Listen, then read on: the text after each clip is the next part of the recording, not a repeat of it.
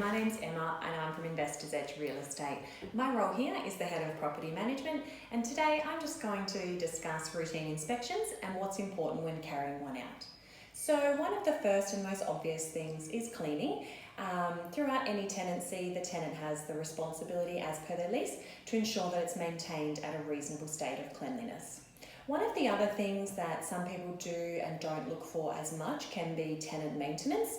Now you may ask me, what does that involve? These are things that the tenant should be upkeeping to ensure that the property does not deteriorate or get damages caused to it, but aren't actually cleaning. So a couple of examples of this can be making sure that retic heads are kept clean and free from dirt and grass build-up. Obviously over time, if this is not done, the retic heads won't work.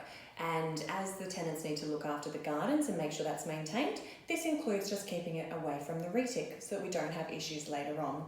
Another example can be something like furniture. If there's wood floor, has a tenant put down protective coverings or footings to those furniture to ensure that when they're used and moved, it doesn't cause damages? Or maybe even an office chair if they've got one in a carpeted room. These can often compress the carpet and cause wear marks, which will see that carpet deteriorate a lot sooner than it should. So something as simple as putting the right kind of protective mat down can resolve that issue. These are things that really need to be looked for when going through a property, so they can be highlighted to the tenant and ensure that they're given the correct information so they can resolve that. The other thing is owner maintenance.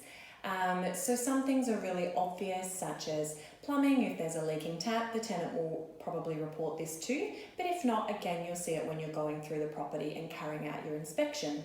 Some of the other things that we really look out for are leaks that might not be as easy to see. So when you're going through a property, we always look at the back of any shower. So whether it backs onto maybe a walk-in robe or a hallway, it's really important to go and look on that wall on the opposite side, because often you can't see the leak in the shower itself, but there will be signs of bubbling on the other side of the wall, and that's a good way to pick up for it.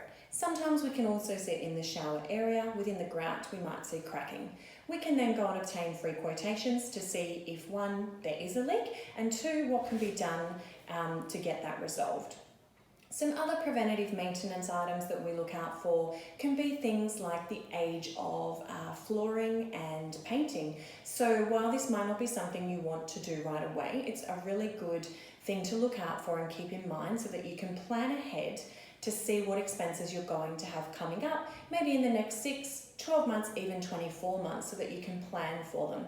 This not only allows you to ensure that you can plan for these costs, and sometimes they can be large ones, but it's also going to ensure the property is kept to a good standard so that you attract quality tenants. So it's important when doing routine inspections that these items are noted and checked when going through.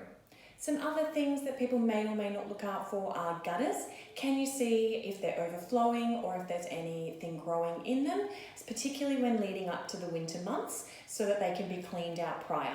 If this isn't done, it can obviously cause issues such as leaks within the ceiling or the eaves, but something as simple as a handyman attending and cleaning that out can really save you a lot to ensure that there's no leaks later.